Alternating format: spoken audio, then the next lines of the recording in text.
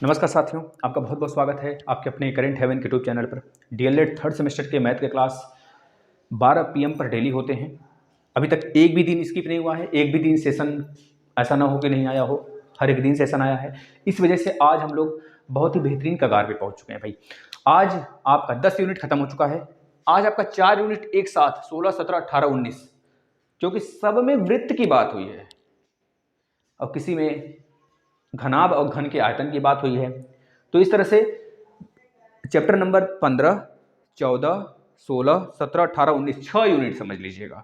अब देखिएगा अपने बुक में 6 यूनिट इस प्रकार से सजाए हैं, चारों एक ही, मतलब 6 एक से एक रिलेटेड हैं। तो आज आपको ये सारे के सारे मेंसुरेशन के पार्ट हैं। तो आज आपके हर एक मेंसुरेशन में सारे के सारे फार्मूलाज जो होते हैं, चाहे 2D वाले चाहे 3D वाले, उसको बताएंगे और प्लस वृत्त के बारे में हर एक टॉपिक पे बात करेंगे जो आपके सेशन में है, जो आपके पूरे चैप्टर में है। तो आप लोग लास्ट तक बने रहिए। आज का सेशन बहुत ही महत्वपूर्ण होने वाला है, यूपी टेट के दृष्टि से भी और आपके डीएलएड थर्ड सेमेस्टर के एग्जाम के दृष्टि से भी। तो सारे जो क्लासेस हैं, इसका मतलब यह नहीं कि आप रिविजन करना छोड़ देंगे। एग्जाम समय पर हो या फिर थोड़ा सा डिले हो, तो इस पर हमको नहीं डरना है। अगर आप पास होना चाहते हैं तो हम मेहनत कर रहे हैं, तो हमारे साथ आप भी मेहनत करोगे। प्रॉमिस करिए भाई, जिनका सेकंड सेमेस्टर में मैथ में बैक लगा है उनके लिए मैथ के महामैराथन दे दिए गए हैं, सारे के सारे लगभग 8-9 फिर लगा दिए जाएंगे जैसे ये सेशन खत्म होगा। और फोर्थ सेमेस्टर के भी मैथ के क्लासेस दे रखे हैं। तो बस डीएलएड थर्ड सेमेस्टर के लिए बहुत ही बेहतरीन क्लास है और निचोड़ है, बेसिक है। 4-5 दिन में ये क्लास पूरी की पूरी खत्म हो जाएगी, मैथ का पूरा सेशन फिनिश हो जाएगा, हर एक चीज़ बेसिक से। इसके बाद हम लोग राजन और पवन सीरीज से बेहतरीन तरीके से प्रैक्टिस करेंगे।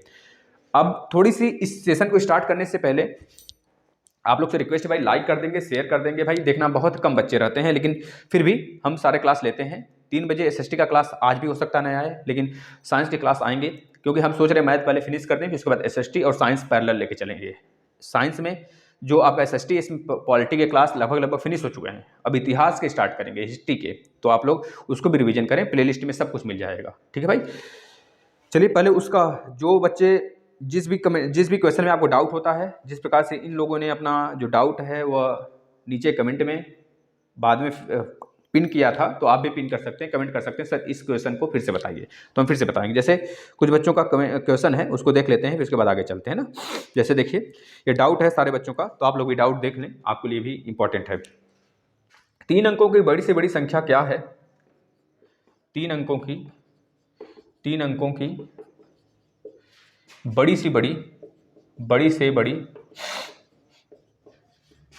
संख्या क्या है? बड़ी से बड़ी संख्या क्या है? 3 अंकों की बड़ी से बड़ी संख्या क्या है जिसे 5, 9 और 15 से, जिसे 5, 9 और 15 से देख लीजिए भाई, सबके लिए इंपॉर्टेंट है। यूपी टेट का भी प्रश्न है, यह सारे एग्जाम्स के लिए भी प्रश्न है, बहुत बेहतरीन है भाई, ऐसे एग्जाम में आते हैं। 15 से विभाजित करने पर, 15 से विभाजित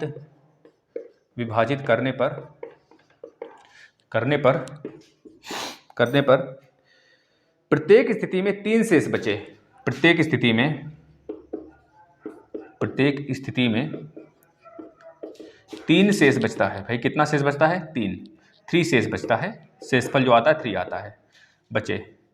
तो वह संख्या बताइए, 3 अंक वाली क्या है? 3 अंक वाली वह संख्या क्या है वो बताना है हमको, ठीक है ना भाई। 3 अंक का अब देखना है, अगर ये ऑप्शन से आता है तो आराम से कर सकते हो। अगर ऑप्शन से ही रहेगा, वैसे यूपी टेट में रहेगा, तो अगर कम्पिटिटिव एग्जाम में तो उसको आप ऑप्शन से कर सकते हो। लेकिन अगर ऑप्शन से नहीं है तो आपको थोड़ा सा ध्यान देना पड़ेगा और मशक्कत करनी पड़ेगी, हमें ध्यान से देखना।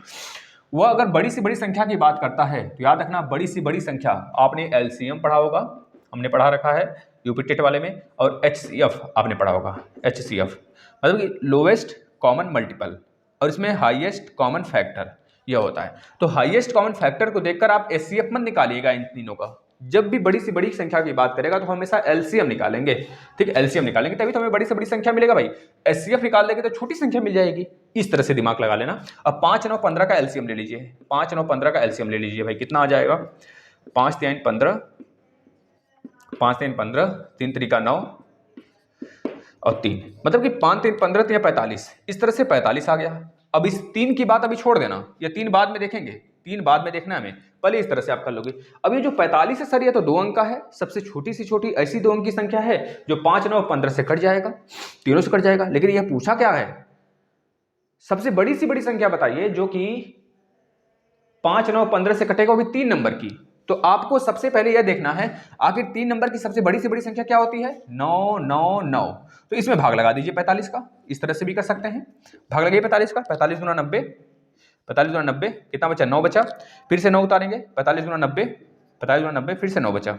अब भाग नहीं जा रहा है ना, तो जो ये 9 9 9 है ना, ध्यान समझ लिए हमारी बातों को, जो 9 9 9 है 3 अंक की सबसे बड़ी से बड़ी संख्या है 9 9 9, उसमें से माइनस कर देंगे 9 को, क्या आ जाएगा 9 9 0 आ जाएगा, 990 आ गया। अब ये जो 990 आया है वो ऐसी 3 अंक की सबसे बड़ी से बड़ी संख्या है जो 5 9 15 से कट रहे हैं। एक बार फिर से बताते हैं, अब 5 9 9 9 डबल 0 में से अगर 3 माइनस कर देते हैं, 3 प्लस कर देते हैं आप, शेष बच रहा था 3 ना, जब 3 तभी शेष बचेगा जब इसमें एक्स्ट्रा होगा। अब एक्स्ट्रा लाने के लिए हमें 9 9 9 9 9 0 में प्लस 3 करना पड़ेगा, यानी कि 9,993 आपका राइट आंसर होगा। ये चीज फिर से एक बार समझ लीजिए जिसको नहीं समझ में आया। देखिएगा हमने क्या किया है, इसी प्रश्न को समझते देखिए। सबसे पहले हमने किया, जब ऐसी संख्या के लिए बोलेगा बड़ी से बड़ी संख्या बताइए, तो 5 9 15 से कटने वाली, तो हम सबका एलसीएम ले लेंगे। एलसीएम कितना आया, 45 आया। अब इसका कुछ मतलब थोड़े निकला 45 आ गया तो, लेकिन एक चीज हमें पता चल गया भाई, 45 वह छोटी सी छोटी संख्या है जो 5 9 15 से कट रहा है। अब उसी 45 से हम क्या करेंगे, क्योंकि बड़ी से बड़ी संख्या की बात करा है, तो बड़ी से बड़ी 3 अंक की संख्या क्या होती है भैया, 9 9 9 होता है। अब 9 9 9 को जो आया है संख्या 45 उससे भाग लगा लेंगे, भाग लगाने पर क्या आएगा, यह 22 आ गया। आप तो चाहो 22 से गुणा कर लो 45 में, तब आ जाएगा 9,990 आ जाएगा। भाई आप दो कार्य कर सकते हो यहाँ पर, जो 999 है ना उसमें से शेषफल को माइनस कर दीजिए, बचा है शेषफल, तो कितना आ जाएगा 999 में से माइनस 9 करोगे तो आ जाएगा 990। अब ये 990 3 अंक की ऐसी संख्या है ना बड़ी से बड़ी, जो कि 5 9 15 से तीनों से कट जाएगा, लेकिन इसमें क्या बोला है 3 शेष भी बच रहे हैं। जब 3 शेष बच रहे हैं इसका मतलब 9 9 0 में आपने 3 ऐड कर दीजिए, यानी कि 9 9 3 हो जाएगा आपका राइट आंसर, ये हो जाएगा। ये संख्या रही होगी तो 5 से भी काटने पर 3 शेष बचेगा, 9 से भी काटने पर और 15 से काटने पर भी 3 ही शेष बचेगा। ये तो एक तरीका रहा। अब एक तरीका और है, 45 से डायरेक्ट आप 22 को गुणा कर दीजिए, 45 से आप सीधा 22 को गुणा कर दीजिए जो आया है, तब भी आ जाएगा 990। अब इसमें भी 3 ऐड कर दीजिए तो आपका राइट आंसर 993। बताइए भाई, जिस भी प्रशिक्षु का प्रश्न था बहुत बेहतरीन प्रश्न था, ऐसे यूपी टेट में बहुत बार आते हैं, तो आप इसके लिए तैयार रहिए। अब देखिए किसी भाई का और भी प्रश्न है। कल एक जो लॉगरिथम का हमने कल क्लास लिया था, उसमें अगर बच्चे रहे हो तो उसमें एक भाई अभ्यर्थी, इनका नाम क्या है, स्वाति गंगवार जी। स्वाति गंगवार जी का कहना है सर आप एक शायद फार्मूला था उसको हम छोड़ दिए थे लास्ट में ना, तो इनका कहना है भाई ठीक है स्किप हो गया था, उसको हम फिर से बता देते हैं। देखिएगा प्रश्न क्या था, ए के पावर में n उन्होंने बोला है, ए के पावर में n था, इसके पावर में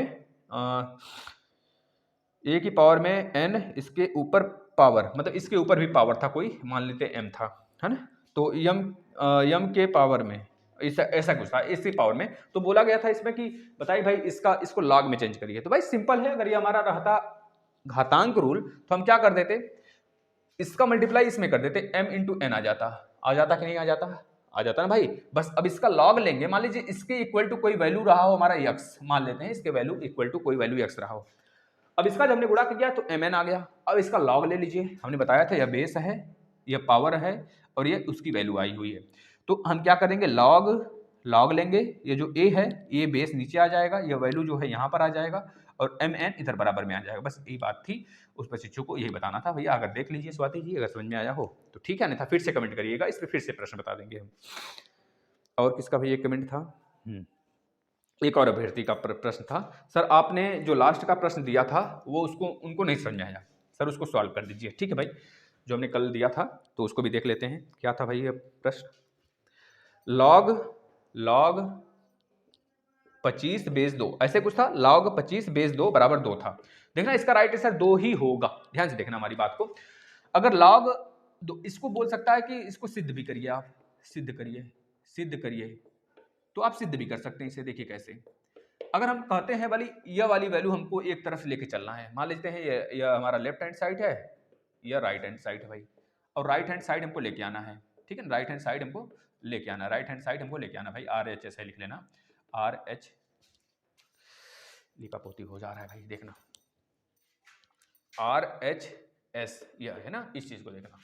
अगर हम इसको लेके चलते हैं log 2 25 तो हमको 2 लाना है। अब इसमें हमने बताया था आपको कि जब भी log m के पावर में n आ जाता है और यहाँ पर कोई वैल्यू रहता है तो हम क्या कर देते हैं, ये पावर वाला आगे आ जाता है और log m इधर और यहाँ पे 10 होता है। सेम कंडीशन इसमें भी करेंगे आप, log 2 5 के पावर में 2, ये वाला जो 2 है ना ये आगे आ जाएगा उठकर, तो यहाँ पे आ जाएगा भाई 2 log देखना 2 log 5 2। अब ये 2 log 5 और 2 जो आया है प्रशिक्षु, यहाँ पर 5 है, यहाँ पे 2 है, यहाँ पे 5 है, यहाँ पर 2 है। अब इसकी वैल्यू हम अगर सीधा करें, इसकी इक्वल टू 2 है, ये देख लेना, ये सिद्ध में नहीं आएगा वैसे प्रश्न आपका, जब भी आएगा तो वैल्यू में यहाँ पे mn लिख कर आएगा, तब उस तरह से आप सिद्ध कर सकते हो। mn लिख कर आएगा फॉर्म में, फॉर्मेट में दूसरा फॉर्मेट रहेगा वो। अब देखिए यहाँ पर log 5 है, वैल्यू 2 है, यहाँ पर 2 है और यहाँ पर गुणा है 2 का, यह मत समझिएगा 2 है, 2 यहाँ पर आया है, मतलब आप इधर 2 ला के डिवाइड करा सकते हो। यानी कि अगर हम बोले हम log 2 5 बराबर 1, आपका यह वैल्यू हो सकता है लास्ट फाइनली, ये चीज़ आप कर सकते हो, ठीक है। वैसे आपका कंडीशन जो फॉलो करेगा यही वाला फॉलो करेगा, log 5 के पावर में 2, यहाँ पर 2 बराबर 2 लिख दोगे आप, यह 2 आगे आ जाएगा, 2 log 5 2 बराबर 2, आप यह करोगे, आपका राइट आंसर यह होगा, ठीक है। इस प्रकार से करना पड़ेगा आपको, यही था। अब बताइएगा अगर कोई और कन्फ्यूजन होगा तो उसको फिर से हम ले लेंगे भाई, है ना, कोई कन्फ्यूजन होगा तो। अब चलें हम स्टार्ट कर लें अपने चीज़ को। यहाँ पर 4 चैप्टर आपके आज फिनिश होंगे, बता दिया गया आपको कौन कौन से। वृत्त पर दिए गए बिंदु से स्पर्श रेखा खींचना, दूसरी बात वृत्त की छेदक रेखा किसे कहते हैं, स्पर्श रेखा किसे कहते हैं, तथा स्पर्श बिंदु की अवधारणाएं क्या होती हैं। दूसरा चैप्टर खत्म होगा, 19 और 20 चैप्टर यह हो गया, देखिएगा अपने बुक में 20वां 19वां चैप्टर है। इसके बाद जो तीसरा चैप्टर है वृत्त खंड का कोण, यह भी बता देंगे, वृत्त खंड क्या होता है, ये एक और चैप्टर है उसको भी बता देंगे। वृत्त के चाप द्वारा वृत्त पर बनाया गया केंद्र, ये भी बताएंगे। परिधि क्या होता है, परिधि पर बना हुआ कोण क्या होता है इसके संबंध में, और वृत्त खंड वृत्त त्रिज्या बताइए, घन घनाभ की अवधारणा। तो पूरा का पूरा इस सेशन में यही सारी चीजें बताएंगे, जब कई सारे चैप्टर कंप्लीट होंगे आज, और इसका कल प्रैक्टिस करेंगे, कल सारे पे न्यूमेरिकल लेकर आएंगे। बताओ सही है ना, मजेदार है, जिससे कि हम इस सेशन को फटाफट मतलब कि सारे सिलेबस आपका खत्म करके सीधे हम राजन और पवन सीरीज पे आ सकें। बस भैया ज़्यादा नहीं है सेशन आपका, बताएं जो बड़े बड़े थे टॉपिक वो खत्म हो चुके हैं, अब छोटे छोटे हैं, इसको आराम से हम लोग देखते हैं। सबसे पहले हम लोग आज उन सारे जितने भी क्वेश्चन हैं, जितने भी आपके 2D और 3D फिगर होते हैं, सबके हम लोग वॉल्यूम देखेंगे, 3D वाले के वॉल्यूम और surface area, total surface area, curve surface area, और जो आपके 2D वाले हैं उसका हम लोग एरिया देखेंगे, उसके बाद उसका परिमाप देखेंगे, ये सारी चीज़ें। स्टार्ट करें, चलिए आप लोग नोट्स बना लीजिएगा भाई बेहतरीन तरीके से।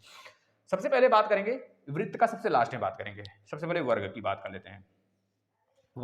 वर्ग है तो वर्ग का मतलब हो गया भैया यह भी ए, यह भी ए, सब कुछ बराबर बराबर होगा।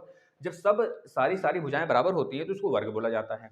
वर्ग में जो विकर्ण होता है एक दूसरे को 90 डिग्री पे काटता है, ये चीज याद रखना। वर्ग में विकर्ण जो होता है एक दूसरे को 90 डिग्री पे काटता है, और इसे कहते हैं संलग्न भुजा। जहां पर दो भुजाएं मिलती हैं उसे बोला जाता है संलग्न भुजा। ए वाली भुजा इसके साथ संलग्न है, इसके साथ संलग्न, इसे संलग्न भुजा बोलेंगे, ठीक है। जहां पर यह वाली लाइन इस लाइन से मिलेगी इसे बोलेंगे संलग्न भुजा। इसके पास 5 चोटी होती है, 5 चोटी, 4 भुजा, 2 विकर्ण, और चारों भुजा बराबर। हर कोण मतलब हर भुजा एक दूसरे के 90 डिग्री पर मिलेगी, और दोनों विकर्ण एक दूसरे को 90 डिग्री पर काटेंगे। मतलब कि एक विकर्ण को जब दूसरा विकर्ण बांटेगा तो 2 बराबर भागों में बटेगा। ये सारी की सारी जो संकल्पना है ये वर्ग की होती है। बताओ समझ में आया। अब वर्ग का एरिया क्या होगा, वर्ग का क्षेत्रफल क्या होगा भाई, क्षेत्रफल क्या होगा। तो आप कहेंगे सर भुजा गुणे भुजा, भुजा गुणे भुजा मतलब ए गुणे ए बराबर ए का स्क्वायर। बताओ क्लियर हुआ, छाप लीजिए। इसका परिमाप क्या होगा, परिमाप का मतलब कोई भी आकृति हो, चाहे जितना बड़ा सा बड़ा आकृति हो, चाहे जिस भी प्रकार का आकृति, जिसमें बोले हम यह पूरा क्या है, अब इसका परिमाप बताओ, इसका परिमाप बताओ, तो आप बता लोगे। कहोगे सर इसको हम क्या करेंगे, यहाँ पकड़ेंगे, यहाँ पकड़ेंगे, रस्सी को खोल देंगे, ये पूरा का पूरा परिमाप हो जाएगा। मतलब पूरी की पूरी दूरी ही परिमाप है। अब दूरी का मतलब कोई भी आकृति उसे खोल दो, खोलो, या फिर वो आकृति जब नहीं खुल रही तो चारों तरफ जोड़ दो उसकी आकृति का सारा साइड। बस वही यहाँ पर भी है। तो यहाँ पर यह क्या है, अगर यहाँ से पकड़कर इसको अलग बांट दें, जैसे कि इसको हमने खोल दिया, अब इसको क्या आप इधर खींच दो, कोई इधर खींच दे, तो पूरा बड़ा सा रस्सी हो जाएगा। सबको जोड़ दो, पूरी डिस्टेंस कितनी उतनी बता दो, वही परिमाप होगा। लेकिन अगर कोई बंद बक्सा है भाई, उसे फोड़ना नहीं, बहुत कीमती है, तो आप क्या करोगे, चारों तरफ जोड़ दोगे, इधर का इधर का इधर का, सब तरफ जोड़ दो, वही परिमाप होता है, वही हमारा परिमाप होता है। इस बात को याद रखना। यानी कि ए चारों साइड बराबर है तो 4a आपका राइट आंसर होगा। एक प्रश्न इसमें और बनता है, इस वर्ग में यह सारा का यह विकर्ण जो है, विकर्ण की लंबाई क्या होती है यह बता दीजिए। तो वर्ग में, किसी भी वर्ग में जो विकर्ण की लंबाई होगी, अगर हम केवल इस त्रिभुज को देखेंगे यहाँ से यहाँ तक, मतलब ए बी सी को देखेंगे केवल, तो उसमें आप एक चीज़ देख पा रहे हैं कि एक त्रिभुज बन रहा है। इस त्रिभुज में ये 90 डिग्री है, 90 डिग्री के सामने ये विकर्ण होता है। भैया कर्ण या विकर्ण बोलिए, कर्ण है तो कर्ण का स्क्वायर हम करते हैं बराबर भुजा का स्क्वायर, भुजा का स्क्वायर मतलब कोई भी इसमें से कोई आधार होगा, एक कोई लंब होगा। तो एक भुजा हमारा ए है और दूसरी भुजा भी ए है, दोनों का स्क्वायर कर लीजिए। तो कर्ण का स्क्वायर पाइथागोरस थ्योरम भाई, तो दोनों में ए स्क्वायर है तो यहाँ पर भी 2a स्क्वायर हो गया।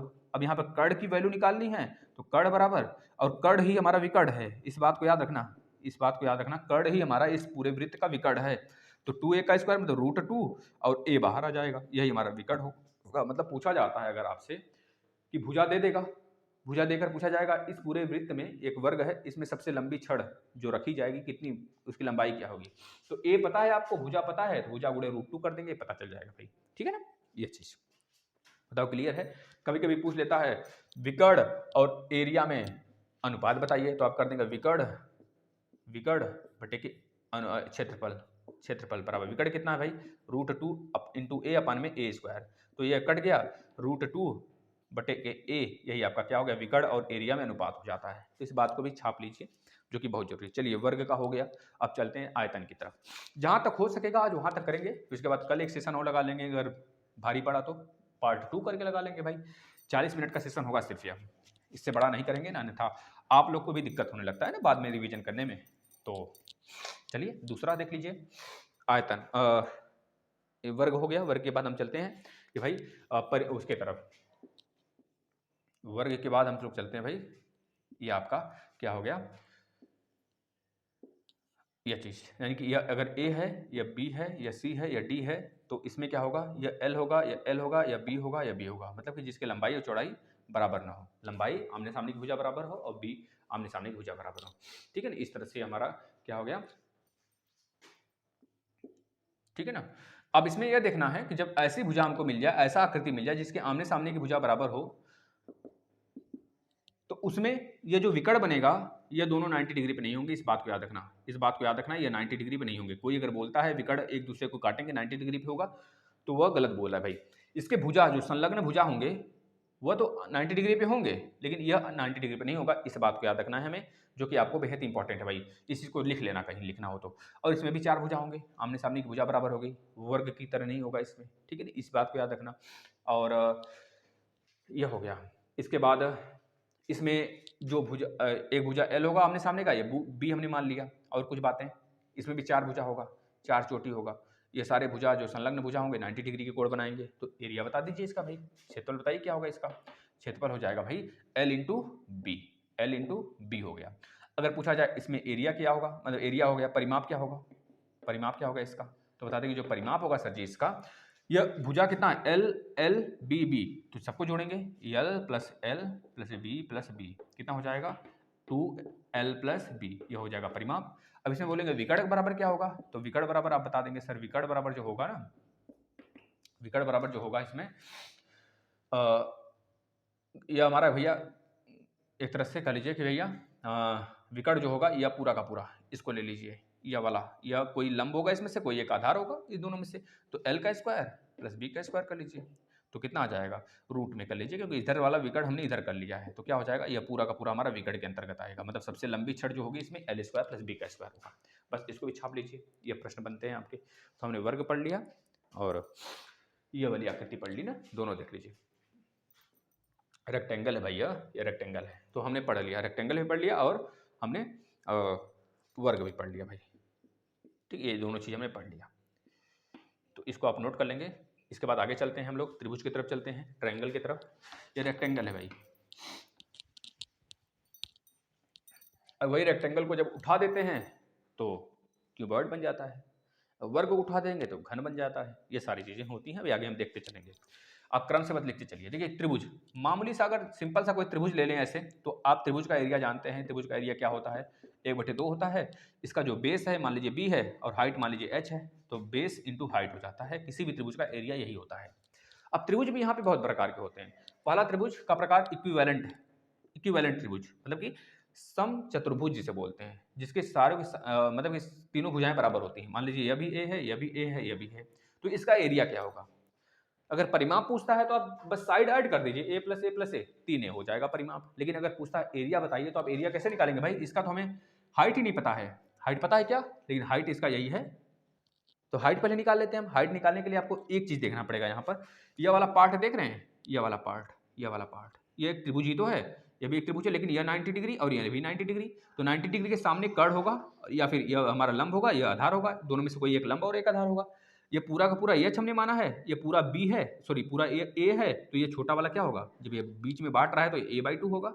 बस ये a/2 मिला हमको, ये h मिला, ये a मिला। अब हम h निकाल सकते हैं आराम से। जब हाइट निकल जाएगा तो बेस में गुणा करके, यहाँ बेस पता है, बेस a है, हाइट निकाल कर रख देंगे, 1/2 कर देंगे, इस त्रिभुज का एरिया आ जाएगा। यानी इक्विवेलेंट जो समांतर त्रिभुज है, मतलब कि हर भुजा जिसका समान होता है उसे सम त्रिभुज बोलते हैं, एक तरह से कह लीजिए जिसकी सारी भुजाएं बराबर, इक्विवेलेंट ट्रायंगल बोलते हैं। तो यानी कि अब हम इसका एरिया निकालते हैं भाई। तो पहले हाइट निकालते हैं। तो हाइट बराबर क्या होगा, देखना ये कर्ण है, तो कर्ण a है तो a का स्क्वायर बराबर, ये हमारा लंब होगा चाहे आधार होगा तो h का स्क्वायर, प्लस में ये हमारा a/2 है, यहाँ से यहाँ तक a/2 है, क्योंकि यह पूरा का पूरा a है, इसको बांट रहा है तो a/2 ही बचेगा, तो a/2 का होल स्क्वायर। अब यहाँ से हमको बताना है h, तो h को इधर रहने दीजिए, a स्क्वायर इधर रहने दीजिए, a इसको उठा के इधर लेकर आइए, तो a स्क्वायर बटे 4 हो गया। इसको सॉल्व करेंगे तो 4a का स्क्वायर माइनस a का स्क्वायर बटे के 4 आएगा। फिर सॉल्व करेंगे तो कितना आ जाएगा, 3a का स्क्वायर बटे 4 आ जाएगा। अब यह h स्क्वायर के बराबर आ गया, 3a का स्क्वायर बटे 4 आ गया, तो इसमें h बराबर कितना हो जाएगा, रूट में 3 बटे के 2 इंटू a।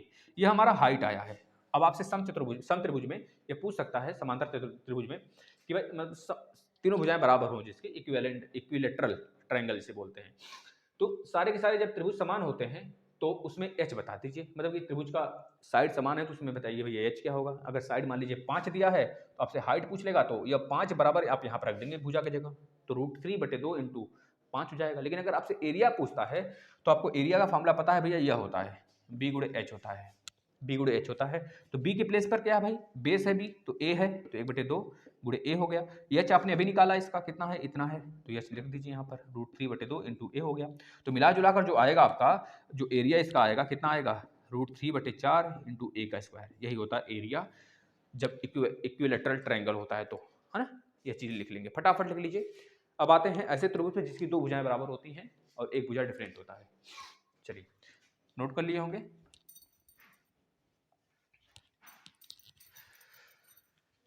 भाई आज जहाँ तक होगा ना सब पढ़ा देंगे, काहे घबरा रहे हो, उसके बाद कल से प्रैक्टिस करेंगे। अगर आज छूट गया कुछ तो कल फिर स्टार्ट होगा, भागना नहीं है हमें, आराम से चल रहे हैं तो चलने दीजिए ना, थोड़ा सा 1 मिनट रुकिएगा। चलिएगा भाई, अब दूसरा त्रिभुज नोट करिए, सब कुछ नोट करिए भाई, सब कुछ नोट करिए। ये देखिए हमारा हाइट है और यह ए है, दो साइड बराबर हो रहे हैं, ये दो साइड बराबर हो गए। अब दो साइड बराबर, पहले तीनों साइड बराबर थे, अब दो साइड बराबर हो गए। ऐसे भी त्रिभुज होते हैं जिसको हम लोग कहते हैं बाइलेटरल, जिसके एक मतलब दो भुजाएं बराबर होंगे, बाई मतलब दो, बाइलेटरल ट्रायंगल। अब इसमें यह देखना है भैया हमें कि इसका एरिया कैसे निकालते हैं। वैसे ही सेम निकालेंगे इसका एरिया भी, पहले हमको हाइट पता करना है, हाइट पता कर लेंगे। हाइट पता कर सकते हैं इसका कैसे भाई, वही ये हाइट है तो यह 90 डिग्री या 90 डिग्री, ये अगर पूरा का पूरा b है तो यह b/2 और यह भी b/2, ये दोनों b/2 होंगे। अब इसमें हमको केवल इस वाले त्रिभुज में आधा वाले में देखना है, यह कर्ण होगा, यह एक आधार या फिर यह लंब होगा या फिर आधार होगा, यह भी आधार होगा या फिर लंब होगा, दोनों में से कोई एक लंब होगा एक आधार होगा, यही बात। तो पाइथागोरस थ्योरम लगाएंगे।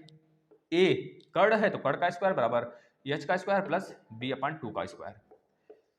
अब यहाँ से h निकाल लीजिए, h स्क्वायर बराबर यहाँ पर a का स्क्वायर माइनस b का स्क्वायर बटे 4, यहाँ पर जो आएगा 4 का a स्क्वायर माइनस b का स्क्वायर बटे 4 आएगा। अब इसका h निकालना है हमको, तो h बराबर कितना आ गया, h बराबर हो गया रूट में 4 का a स्क्वायर माइनस b का स्क्वायर अपान में 4 हो गया। इस 4 में से 1/2 बाहर आ जाएगा भाई, तो हो जाएगा h बराबर कितना हो जाएगा, 1/2 गुणे के 4a का स्क्वायर माइनस b का स्क्वायर, यह h के बराबर हुआ। तो आप लिख लेंगे बाइलेटरल ट्रायंगल में क्या होता है, h बराबर 1/2 4 का a स्क्वायर माइनस b का स्क्वायर, यह हो गया हमारा का h आ गया, ये h आ गया भाई। इसको नोट कर लेंगे प्लीज, आपसे रिक्वेस्ट है भाई, क्योंकि बहुत बार यह पूछा जाता है। यह h है। अब हमको निकालना है एरिया, तो हमको पता है हाइट पता हो गया, बेस हमको पता है b है, यहाँ पर रख नहीं देंगे, 1/2 बेस b है, हाइट पता है, तो एरिया आ जाएगा इसका, क्या आ जाएगा 1/2 गुणे बेस क्या है b है और 1/2 गुणे 4a का स्क्वायर माइनस में b का स्क्वायर, ये तो हमारा का पूरा पूरा क्या हो गया, एरिया हो गया। लेकिन इसको और शॉर्ट फॉर्म में करेंगे तो क्या आएगा, ये 2 दूनी 4 और b ऊपर है तो b/4 गुणे 4a का स्क्वायर माइनस b का स्क्वायर, यह चीज याद रखना है आपको। मतलब यह हुआ कि बेस बटे 4 इंटू 4 जो बराबर भुजा वाला है, 4 माइनस बराबर भुजा वाला भुजा का स्क्वायर माइनस जो एक सिंगल भुजा अलग है उसका स्क्वायर। ये चीज़ याद रखना है, ठीक है भाई। अगर मान लीजिए यहाँ पर 5 आ जाता है, यहाँ पर 5 आ जाता है और यहाँ पे 6 आ जाता है, तो जहाँ जहाँ ए है, जहाँ जहाँ ए है आप वहाँ 5 रखोगे, जहाँ जहाँ बी है वहाँ पर आप क्या रखोगे, 6 रखोगे, एरिया आ जाएगा। बताना समझ में आ रहा है। परिमाप का मतलब ये नहीं समझना है, परिमाप मतलब किसी भी आकृति का परिमाप हो बस ऐड कर दीजिए। अगर इसका परिमाप निकालना है हमें तो आपको पता है, अगर इसको छोड़ दें तो एक लोग इधर से एक लोग इधर से देकर तान दीजिए तो पूरा रस्सी हो जाएगा। तो उसमें क्या मिलेगा हमको, b प्लस ए मिलेगा, यही परिमाप है। इस तरह भी तो a प्लस बी यानी कि 2a प्लस बी हमारा परिमाप हो गया। बताओ क्लियर है कि नहीं क्लियर भाई। बस इससे ज़्यादा हमको नहीं पढ़ना, इसमें है तो बहुत कुछ, लेकिन बस जितने पढ़ने हैं उतने हम देखते हैं। इसमें वृत्त भी आ जाता है, वृत्त उसके चारों तरफ बनता है, अंतर्वृत्त, बाह्य वृत्त, तो बहुत सारी चीज़ें होती हैं, लेकिन खैर उतना डिटेल में नहीं जाना है। आपके डीएलएड में वो सब यूपी टेट में हमने पढ़ा रखा है, आप देख लेंगे। अगर थोड़ा सा भी आपको ज़रूरत है तो लग रहा है कि पढ़ना चाहिए तो आप देख सकते हैं आकर, अन्यथा यूपी टेट में तो पढ़े ही हैं तो आकर आप उसको देख सकते हैं, रिवाइज कर सकते हैं। एक होता है भैया जब तीनों भुजाएं अलग अलग हों, ए बी सी हो, तो इस कंडीशन में हमको एरिया कैसे निकालते हैं, हीरोज फार्मूला से निकालते हैं। देखना कैसे, सबसे पहले पैरामीटर निकालेंगे, अर्ध परिमाप। अर्ध परिमाप जो होगा सबका जोड़ना, 1 2 3 4, अर्ध परिमाप मतलब ए बी सी जोड़ दिया हमने तो यह परिमाप मिल गया। परिमाप का अर्ध परिमाप बोला है तो 2 निकाल देंगे, तो ये परिमाप हो गया हमारा 2s, तो 2 उधर चला गया तो अर्ध परिमाप हमको जरूरत पड़ता है, s निकालना ही पड़ता है इसमें, तो ये हमारा हो गया अर्ध परिमाप। अब इसके लिए हीरोज फार्मूला निकालते हैं एरिया के लिए, जब ऐसा आ जाता है कंडीशन तब ये जो s निकालने हैं आप यहाँ पे s लिखेंगे, एक बार s माइनस ए इंटू एक बार लिखेंगे s माइनस बी, एक बार लिखेंगे s माइनस सी, इस फार्मूले से निकालते हैं एरिया। इसको आप लिख लीजिएगा, सारा फार्मूला आज आपका एक जगह सिमेट के दे देते हैं हम आपको, आप मजे से इसको रिवाइज करिएगा और मस्त तरीके से पढ़ाई करिएगा। ये हो गया भैया कॉन्सेप्ट किसका। अभी वृत्त का छोड़ रहे हैं क्योंकि वृत्त में बहुत सारी चीजें बतानी है। हमारा ट्रायंगल खत्म, एक 90 डिग्री ट्रायंगल होता है, आपको पता है 90 डिग्री ट्रायंगल में यह चीज, यह होगा हाइट होगा, यह बी होगा, यह हमारा मान लीजिए ए है, कर्ड है, तो B into H, B height into base गुड़े 1/2 गुड़े 1/2, हाइट है ये भाई, ये हाइट है तो हाइट इंटू बेस गुड़े 1/2, यही तो एरिया होता है। अगर दो भुजाएं बराबर होती है दोनों तो यहाँ पर ए होगा, यहाँ पे भी ए होगा, यहाँ पे बी हो जाएगा। मान लीजिए अगर दो भुजाएं बराबर हो गई तो 1/2 ए का स्क्वायर हो जाएगा, क्योंकि बेस भी हमारा ए है और हाइट भी हमारा ए ही है। इस तरह के भी प्रश्न आते हैं, आप इसे नोट कर लेंगे। प्लीज आपसे रिक्वेस्ट है, जो चीजें बताई जा रही हैं आपके यूपी टेट लेवल तक के यहाँ सारी चीजें क्लियर होंगी। आप ये मत सोचिए आप डीएलएड ही पढ़ रहे हो तो डीएलएड भी आएगा ना, हम ऐसा कदापि नहीं करते हैं, हम अपने ज्ञान को विस्तार से बताते हैं आपको। हाँ खैर उतने डिटेल से नहीं बताएंगे जितने हम यूपी टेट में बता रखे हैं, लेकिन उस हद तक जाएंगे कि अगर थोड़ा सा भी प्रश्न घुमाए, थोड़ा सा भी टिल्ट कर देना, जो बोलते हो आप आउट ऑफ सिलेबस आ गया ना, तो ऐसे ही प्रश्नों को आप आउट ऑफ सिलेबस बोलने लगते हो। लेकिन आप अगर इस प्लेटफॉर्म से पढ़ें तो कभी नहीं बोलेंगे आउट ऑफ सिलेबस आया है, इतना ध्यान रखेंगे। हमारे संज्ञान में जो चीज़ें होंगी सब आपको बता देंगे, है ना। है तो बहुत लेंदी चीज़ें, तो उतनी चीज़ें हमको नहीं पढ़ने हैं जितना है यूपी टेट लेवल तक भी नहीं जाना, एकदम से उतना लेवल तक भी नहीं हमको टच करना है, लेकिन वहाँ तक हम आपको रास्ता दिखा देंगे पूरा का पूरा, और उसके सारे क्लासेस यूपी टेट के भी पढ़े हुए हैं। अब पहले बात कर लेते हैं पूरा 3D, फिर उसके आते हैं वृत्त पर। वृत्त पर बहुत सारी चीज़ें हम आपको बताएंगे, ठीक है। घन, सबसे पहले घन देखिएगा। घन जो बनता है वर्ग से बनता है, स्क्वायर से, और जो घनाभ बनता है वह रेक्टेंगल से बनता है भाई। अब देखिए कोई स्क्वायर था, ये स्क्वायर था, इस स्क्वायर को हमने क्या किया, इस स्क्वायर को हमने उठा दिया, इस स्क्वायर को जैसे उठाया वो घन बन गया भाई, उठा दिया, हाइट दे दिया तो घन बन गया। तो 3D आकृति वैसी आकृति होती है जिसे हम बना नहीं सकते, बस इस तरह से भैया 3D या 3D है, 3D को बना सकते हो आप क्या, जो चीजें बोर्ड पर प्लेन पेज पर बन गया वो 2D ही बनेगा, 3D नहीं बनेगा। लेकिन 3D को बनाने का एक तरह से जरिया है, बना देते हैं, कलाकार लोग होते हैं, ऐसे ऐसे बना देंगे जैसे लगेगा बहुत बढ़िया चीज बन गया है। सच में कोई चीज बन गया, हमारे सामने साक्षात आ गया है, बहुत बड़े बड़े कलाकार हैं भाई देश में, ठीक है ना। तो बस इसी वर्क को हमने उठा दिया, कोई भी 2D आकृति को उठा देंगे उसका 3D मिलेगा, जिसे बोले तो पिरामिड।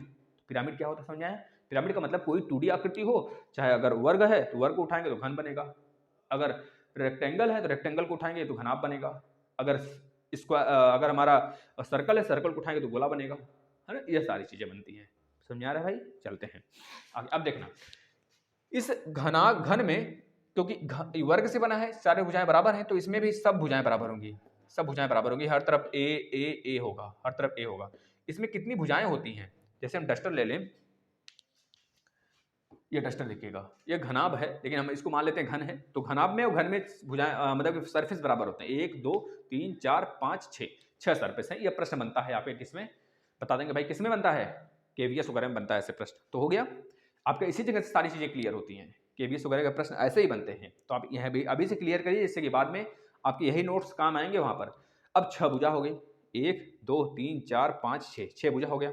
इसके बाद देखिए पॉइंट मतलब पिक कितना है, चोटी कितनी है, एक ये एक ऊपर वाला एक नीचे वाला, 1 2 3 4 4 इधर हो गया, 5 6 7 8 8 चोटी होगी भाई। समझ में आया।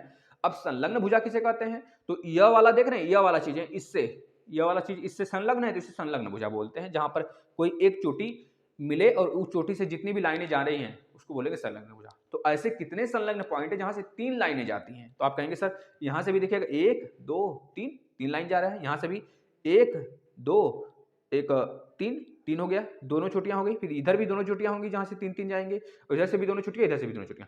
इस प्रकार के 4 हमको प्रोसेस मिलेंगे, 1 2 3 4 5 6 7 8, मतलब 8 ऐसे हमारे ज्वाइंट है जहां पर 3 3 लाइनें मिल रही हैं। तो 8 ही पॉइंट है, तो हर पॉइंट पे 3 3 रेखा मिलेगी। इस तरह से आप बता दोगे। ठीक है भाई, बताना क्लियर हुआ कि नहीं क्लियर हुआ, मामला पूरा। अब देखना, अब इसका पूरा का पूरा पहले हम एरिया निकालते हैं, संपूर्ण पृष्ठ का एरिया लिख लीजिएगा। संपूर्ण पृष्ठ का क्षेत्रफल, संपूर्ण पृष्ठ का क्षेत्रफल किसका, घन का, घन का भाई, घन का याद रखना। संपूर्ण पृष्ठ का क्षेत्रफल आपको पता है किसी भी एक वर्ग का एरिया कितना होता है, ए स्क्वायर होता है भैया। तो संपूर्ण पृष्ठ का भी ए स्क्वायर ही होगा, लेकिन भुजाएं कितनी है, 6 तो हैं, तो 6 से गुणा कर देंगे, संपूर्ण पृष्ठ का एरिया आ जाएगा। भाई क्लियर। यह प्रश्न आया था आपके यूपी टेट में, जो पेपर लीक हुआ है अभी, वह यही प्रश्न सेम छपा था, इसी आधार पर यही टॉपिक था। बेसिक क्वेश्चन आया था, बहुत बेहतरीन प्रश्न था, उस पर लगाया गया था, ए दिया था और आपको विकर्ण निकालना था। इस तरह के प्रश्न में बताओ समझ आया कि नहीं, ये चीज कहां से। अब इसमें पूछा जाता है परिमाप बताओ, तो परिमाप कितने बच्चे बता सकते हैं, बताइए भैया, परिमाप कौन कौन बता सकता है इसका। अब इसमें आपको पता है 1 2 3 4, तो 4 ए हो गए। इसी तरह अब कितने ए हैं, आपसे पूछा जाए भाई इसमें कितने ऐसे 4 ए बनेंगे, 6 का गुणा कर देंगे, गुणे 6 कर दीजिए। अब ये पूरा का पूरा परिमाप आएगा इसका, 6 चौके 24 है। यह सही, बिल्कुल सही है, आप लिख लीजिएगा। इसमें एक चीज और पूछता है दोस्तों, वॉल्यूम बताइए, मतलब आयतन, आयतन बताइए। आयतन मतलब कि जिसमें, आयतन का मतलब यह होता है प्रशिक्षु, जैसे कि मान लीजिए कोई डब्बा है, उस डब्बे की आकृति, जैसे आपका ऊपर जो टंकी रखी हुई है छत पे, तो जो टंकी है उसमें कितने लीटर का है बोलते हो, आप बोलते हो ना 1 मीटर क्यूब बराबर, 1 मीटर क्यूब बराबर 1000 लीटर होता है, 1000 लीटर होता है। यह कहां से आता है, तो 1 मीटर क्यूब बराबर 1000 लीटर, समझ गए कि नहीं। अब अगर 10 मीटर क्यूब है तो 10 को गुणा कर दीजिए, इतना लीटर हो जाएगा। तो ये मीटर क्यूब है, मतलब कि ये आपका आयतन बताता है, 3 यूनिट है, तो आयतन में हमेशा 3 यूनिट ही मिलेंगे हमको, और स्क्वायर मतलब क्षेत्रफल हमेशा 2 यूनिट मिलेंगे। तो जिसमें 3 यूनिट मिलता है उसे आयतन कहते हैं। मतलब आयतन का मतलब एक तरह से कोई डब्बा है उसमें कितने सामान आ सकते हैं, मान लीजिए एक बॉटल है, एक बॉटल में वो 1 लीटर का पानी उसमें आ सकता है, 2 लीटर आ सकता है, 3 लीटर आ सकता है, कितना आ सकता है। जो लीटर पानी आया है ना, जो उसमें स्पेसिफिक जगह है, एक जगह है, पर्टिकुलर जगह है उस बॉटल का, तो वही उसका आयतन है। कितना आयतन घेर रहा है, कितने आयतन के पानी को अपने अंदर ले रहा है, ये चीजें समझे।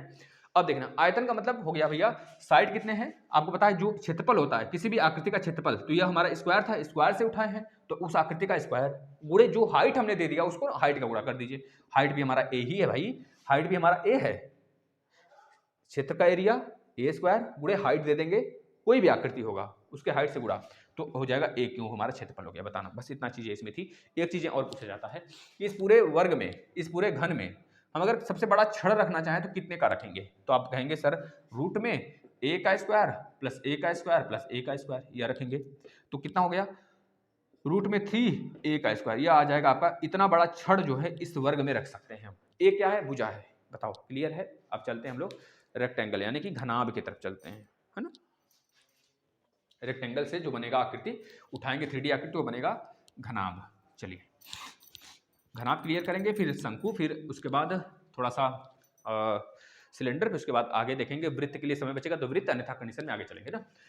देखिएगा ये हमारा है रेक्टेंगल। अब रेक्टेंगल से जो बनता है ऊंचाई वाला वृत्त, उसे क्या बोलते हैं, घनाभ बोलते हैं, घनाभ, जिसकी तीनों भुजाएं अलग अलग होती हैं, लंबाई भी, चौड़ाई भी, ऊंचाई भी, सब अलग अलग होता है ना। इसमें भी वही चीज है, 8 चोटी होंगी, 6 सरफेस होंगे, है ना। 8 संलग्न भुजाएं वाला क्षेत्र होगा, ये सारी चीजें। अब इसका अगर एरिया की बात करेंगे, एरिया कितना होगा भाई, एरिया कितना होगा, L into B into H. आपको पता है 2D में अगर रेक्टेंगल होता है इस प्रकार से तो इसका आप एरिया निकालते हो L इंटू बी, तो L इंटू बी में हाइट का गुणा कर दिए तो आ गया हमारा इस पूरे का संपूर्ण पृष्ठ का area, total surface area. Total surface area यह आ गया, बताना सही है।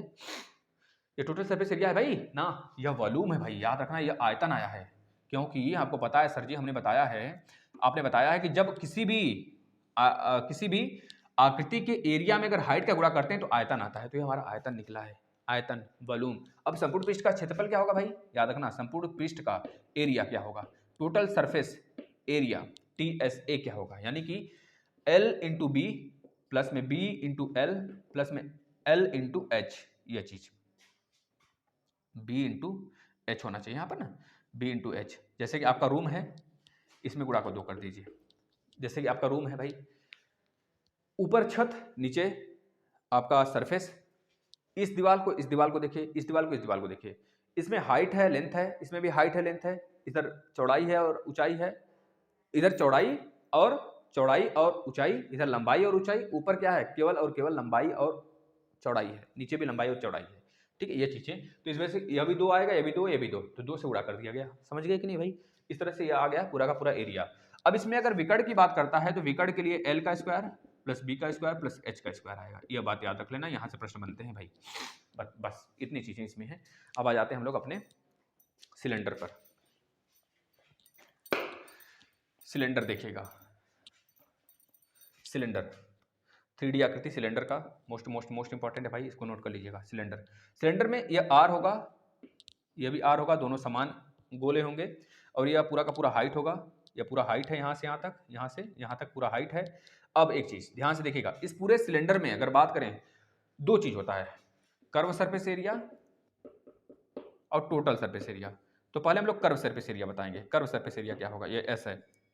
कर्व सरफेस एरिया मतलब उसके चारों तरफ का, ये गोला छोड़ देंगे, तो आपको पता है भाई इस गोले के माध्यम से देखेंगे तो देखा कर्व सरफेस एरिया 2 पाई आर एच, बताना क्यों 2 पाई आर एच किया गया भाई, क्योंकि भाई यह पूरा का पूरा 2 पाई आर है, 1 पाई आर 2 पाई आर, और उसका हाइट के साथ हम बढ़ रहे हैं ऊपर ना, तो 2 पाई आर एच हो गया। ये चीजें आपको समझ में आ रही हैं। पाई आर एच केवल होगा, सॉरी पाई आर एच होगा केवल ना, केवल ऊपर वाला सर्कल हमको देखना ही नहीं है, नीचे वाला सर्कल देखना है बस, ऊपर तो हमको ढका रहेगा, बस नीचे देखना। पाई आर के हिसाब से हम हाइट ले रहे हैं चारों तरफ का। ऐसे ऐसे कागज ले लो, कागज को मोड़ लो ऐसे, जैसे भाई यही कागज एक है, इस कागज को हमने ऐसे बना लिया ऐसे, तो हम इसको नहीं देख रहे हैं, बस हम यहां से उठा रहे हैं पूरा हाइट, तो पाई आर इंटू हाइट, ये हमारा कर्व सरफेस एरिया हो गया। इसके बाद अब टोटल सरफेस एरिया क्या होगा, तो कर्व सरफेस एरिया प्लस यह दोनों जो छोड़े थे इस दोनों सर्कल के एरिया को उसको ऐड करेंगे, एक सर्कल के एरिया पाई आर स्क्वायर। अब 2 सर्कल है, एक नीचे भी है एक ऊपर भी है, तो 2 पाई आर स्क्वायर इंटू ये curve surface area pi R H, बताना। अब यहाँ पर पाई आर कॉमन कर लेंगे, है ना, पाई आर कॉमन करेंगे भाई, यहाँ पर 2 पाई आर आएगा, अब सही होना चाहिए क्योंकि ऊपर भी तो है, दोनों चीज है, दोनों तरफ होगा ना, तो 2 पाई आर सही है। यहाँ पर 2 पाई आर एच आएगा, इसको करना 2 पाई आर एच, 2 पाई आर एच ही होगा दोस्तों, 2 पाई आर एच से करिएगा, वो पाई आर स्क्वायर एच वॉल्यूम में आता है, तो 2 पाई आर इसमें से कॉमन कर लीजिए, दोनों में से 2 पाई आर कॉमन करेंगे तो यहाँ पे आर बचेगा, यहाँ पर एच बचेगा। इस तरह से ये हमारा क्या होगा, टोटल सरफेस एरिया होगा, ये हमारा क्या होगा, कर्व सरफेस एरिया होगा। अगर वॉल्यूम की बात करेगा तो वॉल्यूम आपको पता है, आपको बताया गया है, नीचे सर्कल जो है उसका एरिया निकालेंगे पाई आर स्क्वायर, अब उसी में हाइट का गुणा कर देंगे, तो पाई आर स्क्वायर एच से हो गया हमारा वॉल्यूम हो गया, बताना समझ में आया कि नहीं आया। अब आते हैं कोण पे, इसको लिखे रहिएगा, थोड़ा यहां से प्रश्न बनेगा। अब देखिए कोण मतलब शंकु, तंबू जो सैनिक बनाते हैं, जो अलग अलग जो बहुत टूरिस्ट होते हैं वो लेके चलते हैं जंगलों में, तो ये हाइट है इसका, ये हमारा क्या है, ये हमारा एल है, जिसको बोल देंगे सैलेंट हाइट, तिर्यक ऊंचाई, ये आर है इस सर्कल का, ये एच है, ठीक है ना। अब देखिए इसमें भी अगर बात करेंगे टोटल सरफेस एरिया कितना होगा, इसको भी निकालेंगे, और एक चीज निकालना है कर्व सरफेस एरिया, यह मोस्ट इंपॉर्टेंट है, और एक वॉल्यूम निकालना है। तो वॉल्यूम याद रखिएगा, जो हमारा सिलेंडर था ना, सिलेंडर ये वाला ये आया था, इसी का 3 भाग कर दीजिए, यह चीज देखिए यहां से ये शंकु बना कि नहीं, शंकु बना। अब अगर इसको छुपा लेंगे तो यह वाला पोर्शन भी शंकु दिख रहा है हमें, यह वाला पूरा पोर्शन शंकु दिख रहा है ना, ये वाला, और इधर भी शंकु दिख रहा है, मतलब एक सिलेंडर में तीसरा हिस्सा, तो 1/3 कर दीजिए, पाई आर स्क्वायर एच कर दीजिए, ये हमारा क्या आ जाएगा, किसी भी शंकु का आयतन आ गया। अब कर्व सरफेस एरिया मतलब चारों तरफ का एरिया, तो पाई आर है, पाई आर का गुणा एल से कर देंगे, पाई आर इंटू एल, ये आ गया कर्व सरफेस एरिया। बताओ क्लियर है, pi r into curve surface area. अब टोटल सरफेस एरिया में क्या करेंगे, ये पाई आर स्क्वायर, ये pi are square into pi r L, pi are square into plus में मतलब पाई आर एल कर देंगे। अब इसमें से पाई आर कॉमन कर लेंगे, तो क्या बचेगा, आर प्लस में एल बचेगा, यह होगा हमारा टोटल सरफेस एरिया, संपूर्ण पृष्ठ इसे बोलते हैं। इसे बोला जाता है कर्व सरफेस एरिया, यानी कि जो आपके चारों तरफ की एरिया हो गया वह चीज, यह चीजें होगी, नोट कर लीजिए, यहां से प्रश्न बनते हैं। अब देखिए कभी कभी पूछता है जो हमारा सिलेंडर का वॉल्यूम है और कोन का, इसे लिख देते हैं, इसे लिख दीजिए 1, इसे लिख दीजिए 2। जो सिलेंडर का और कोन का वॉल्यूम है इसका अनुपात बताइए, तो आप करेंगे V1, यहां पे देख लीजिएगा, जो सिलेंडर का वॉल्यूम है वो V1 है और जो कोन का है वो V2 है। तो सिलेंडर का वॉल्यूम कितना है, पाई आर स्क्वायर एच, जो कोन का वॉल्यूम है कितना, 1/3 पाई आर स्क्वायर एच। तो pi are square H pi से कट गया, ये 3 ऊपर चला जाएगा, 3/1 आपका राइट आंसर होगा। यानी कि V1 जो आपका सिलेंडर का वॉल्यूम है और जो कोन का वॉल्यूम है का अनुपात 3/1 होगा। ये यूपी टेट का भी प्रश्न है भाई, तो हम आपको ऐसे भी नहीं देंगे कि यूपी टेट की सारी चीजें ना बताएं, सारी चीजें बताते हुए चलेंगे। कभी आप यह ना बोल सको कि सर हमने बहुत सारी चीजें मिस्टेक करी हैं, आप छोड़कर चले हैं, तो कभी ऐसी चीज नहीं। अब हम आते हैं सर्कल पर, थोड़ा देख लेते हैं टाइम कितना बचा हुआ है, उसके बाद सर्कल पर आएंगे। सर्कल के लिए बहुत बेहतरीन भैया लेक्चर होगा। चलिए बस टाइम तो होने वाला है, खैर 40 मिनट से ऊपर हो गया, हम थोड़ा सा जिक्र कर लेते हैं सर्कल पर, वैसे कल एक विशेष केवल सर्कल के ऊपर बना देंगे टॉपिक, ठीक है ना। देखना भाई, तो सर्कल, यह सर्कल होता है, कुछ विशेष चीजें बता देते हैं, उसके बाद कल से स्टार्ट करेंगे इसमें जितने भी क्वेश्चन बनते हैं ना। ये सर्कल है, किसी भी सर्कल में इसे बोलते हैं क्या, इसे बोलते हैं वृत्त का वृत्त, इसे क्या बोलते हैं, वृत्त का यह पार्ट, यह बिंदु क्या है, कि कोई भी सर्कल, कोई भी वृत्त किसी बहुत सारे मेनी बिंदु से, मतलब बहुत सारे बिंदुओं से मिलकर बना होता है, बहुत सारे बिंदुओं से मिलकर बना होता है भाई, और ये 2D आकृति है। इस सर्कल में किसी भी वृत्त में जो अगर केंद्र से, यह केंद्र होता है, पहली बात है केंद्र, इसे केंद्र बोलेंगे। केंद्र यानी कि इसे क्या बोलेंगे भैया, इसे बोलेंगे हम लोग डायामीटर। डायामीटर का मतलब हिंदी में क्या बोलेंगे, ये डाया होगा, डाया होगा। डाया का आधा होता है रेडियस, डाया बाई 2 करेंगे तो आएगा आर, जिसे हम त्रिज्या बोलेंगे, त्रिज्या। और ये डायमीटर भाई, डायमीटर को हिंदी में क्या बोलते हैं बताना, तो किसी भी वृत्त के त्रिज्या का गुणा 2 कर देंगे तो हमें डायमीटर मिलेगा, डायमीटर मिलेगा। और ये हमारा क्या होता है, जीवा, ये क्या होता है, जीवा होता है, इसे जीवा बोलते हैं।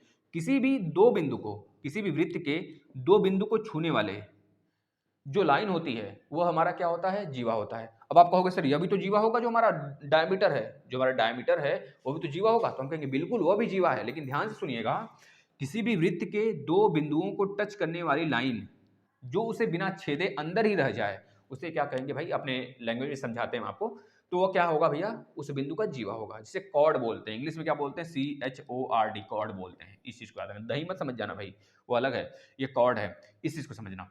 अब देखना, आपसे पूछा जाता है किसी भी वृत्त का सबसे बड़ा जीवा बताओ क्या होगा, तो किसी भी वृत्त का जो सबसे बड़ा जीवा होता है वह उस वृत्त का डायामीटर ही होता है। डायामीटर वह होता है जो किसी भी वृत्त को दो वृत्त खंडों में बांट देता है। अब यहां पर आया वृत्तखंड क्या होता है, वृत्तखंड का मतलब भैया देखना, ये पूरा का पूरा एरिया चाप कहलाता है, यह चाप है। किसी भी वृत्त के जो डायमीटर होता है, डायमीटर के इधर उधर कितने चाप होते हैं, तो बताएंगे 2 चाप होते हैं, एक ऊपर एक ऊपर, एक नीचे एक ऊपर, इस तरह से। तो मतलब कि अगर वृत्त को ऐसे हम 2 भागों में काट दें तो ये हमारा क्या होगा, 2 चाप हो जाएगा इसमें भाई। इसमें बहुत चाप है, अगर पूछा जाता है किसी भी वृत्त में कितने चाप हैं, केवल यह पूछा जाता है तो बोलेंगे बहुत सारे चाप होते हैं वृत्त में, जिसको काउंटेबल है ही नहीं, जो काउंट नहीं किया जा सकता। अगर पूछा जाता है किसी वृत्त में कितने डायमीटर हैं, तो बोलेंगे बहुत सारे डायमीटर। भाई कितने डायमीटर आप करोगे, देखो सारे केंद्र से जाने वाली लाइनें क्या होंगी, डायमीटर भी होंगी और सबसे बड़ी जीवा भी होंगी। पूछा जाए किसी वृत्त में कितनी त्रिज्या हैं, तो त्रिज्या भी बहुत सारे हैं, त्रिज्या भी अनगिनत है। इस डायमीटर को हाफ कर दो, त्रिज्या मिल जाएगा हमें। तो किसी भी वृत्त में डायमीटर भी असंख्य होते हैं, चाप भी असंख्य होते हैं और त्रिज्या भी असंख्य होते हैं। बातें क्लियर हो गई यहां तक। तो एक चीज आगे करना, किसी वृत्त का एरिया कितना होता है, पाई आर स्क्वायर होता है। किसी वृत्त का परिमाप क्या होता है, यानी कि सरकमफ्रेंस क्या होता है, तो होता है भैया, सरकमफ्रेंस की बात कर लेंगे, 2 पाई आर होता है, 2 पाई आर होता है। अब किसी भी वृत्त का वृत्तखंड किसे कहते हैं, तो याद रखना कोई वृत्त है, इस वृत्त के केंद्र से एक ऐसा पॉइंट हमने काट लिया, इसको जो काटे हुए हैं हम यहां पर लाके ऐसे रख लेंगे बाहर ना। तो यह चीज किसी भी वृत्तखंड के दो जीवा को मिलाते हुए जो चाप बनता है उसे कहते हैं उस वृत्त का वृत्तखंड। समझ में आ गया भाई? तो देखो यह भी त्रिज्या, यह भी त्रिज्या, त्रिज्या के अनुसार हमने काटा हुआ है और यहां से काटकर यहां रख लिया, यह आकृति ऐसे बन गई हमारी। तो इसे हम बोलेंगे त्रिज्या के सापेक्ष काटे गए आकृति को किसी भी वृत्त से उसे बोलते हैं वृत्तखंड बोलेंगे। यह बात आप याद रखेंगे भाई, बहुत ज्यादा पूछा जाता है। बताना अब यहीं पे सेशन ब्लॉक कर दें, अब कल से यहां से स्टार्ट करें कि आगे बढ़ा दें, बताना जो भी लगे। अब देखना जैसे अर्धवृत्त है, अगर आपसे पूछता है अर्धवृत्त का एरिया क्या होगा, तो आप बता देंगे जो अर्धवृत्त का एरिया होगा पाई आर स्क्वायर पूरे वृत्त के बाई 2 होगा, बाई 2 होगा। अगर पूछा जाए अर्धवृत्त का परिमाप क्या होगा, कितने बच्चे क्या करेंगे, 2 पाई आर का आधा कर देंगे, ये आधा है ना पूरे का, तो 2 पाई आर का आधा कर देंगे, आप यही बोल देंगे हमारा क्या होगा, परिमाप हो जाएगा। लेकिन आप एक चीज भूल रहे हैं, परिमाप का मतलब चारों तरफ का जोड़ होता है। तो आपने तो केवल आर्क के बारे में बताया है, इसके आर्क के बारे में बताया है, 2 केवल पाई आर, इसको आपने जोड़ा ही नहीं। तो ये तो हमारा डायमीटर है, यह आर है, यह आर है, इसमें अगर 2 आर जोड़ेंगे ना तब जाके आएगा इस अर्धवृत्त का परिमाप, यह पाई आर प्लस 2 आर। बातें क्लियर हो गई? अब आगे हम कल से चलेंगे, इसमें बहुत सारी चीजें हैं अभी, है ना। केंद्र पे बनाएंगे, जीवा से जाने वाली लाइन होगी, तो छेदक लाइनें क्या होती हैं। किसी भी वृत्त को अगर कोई स्पर्श रेखा, कोई भी लाइन इस प्रकार से छेद दे तो उसे छेदक रेखा बोलेंगे। किसी भी वृत्त को कोई भी एक पॉइंट पर कोई रेखा टच होती हुई चली जाती है उसे बोलते हैं स्पर्श रेखा। कोई भी स्पर्श रेखा जो होती है वो केंद्र से हमेशा 90 डिग्री का एंगल बनाती है, इस बात को याद रख लेना भाई। ये सारी चीजें हम कल जिक्र करेंगे, बताइएगा सेशन कैसा रहा। और इसमें अभी 3 लेक्चर आएंगे जिसको हम सिमट दिए हैं, सबको 5-6 चैप्टर को एक ही में सिमट दिए हैं ना। तो अभी आपका आज घनाभ खत्म हुआ है और वृत्तखंड एवं त्रिज्यखंड ये खत्म हुआ है, ठीक है ना। परिधि और कोण चाप ये कल पढ़ाएंगे, है ना। और छेदक रेखाएं, स्पर्श रेखाएं क्या होती हैं, स्पर्श बिंदु की अवधारणाएं क्या होती है, वो अभी खत्म कर दिए हम। तो 3 मतलब 6-7 चैप्टर एक में मिला दिए हैं, तो मतलब 3 चैप्टर आपका फिनिश हुआ है। घबराइएगा मत, बहुत प्रैक्टिस करेंगे बहुत बेहतरीन तरीके से ना। तो चलिए कल इसका दूसरा पार्ट रखेंगे और परसों इस पर पूरा का पूरा सेशन पर हम लोग क्या करेंगे भाई, मंथन करेंगे, पूरे के पूरे जितने क्वेश्चन होंगे उसको लेंगे, ठीक है। धन्यवाद। अब मिलते हैं साइंस के क्लास में, देखते हैं 5 बजे लगा देंगे साइंस का क्लास। अन्यथा आप लोग बताइएगा कब आप लोग आते हैं, 3 बजे देखना चाहते हैं क्या साइंस की क्लास को, तो साइंस क्लास 3 बजे स्टार्ट कर दें, अन्यथा 5 बजे ही लगाएं। और जैसे ही मैथ खत्म होता है, मैथ में 3-4 चैप्टर और हैं, जैसे ही खत्म होंगे वैसे हम एसएसटी और साइंस डेली कंटिन्यू करेंगे। मैथ का 3-3 दिन पे हम लोग राजन पवन सीरीज खत्म कर देंगे। बताना खत्म होगा कि नहीं सिलेबस। अब सिलेबस खत्म होता है ऐसे भाई, पता है कि नहीं, ऐसे खत्म होता है। धन्यवाद।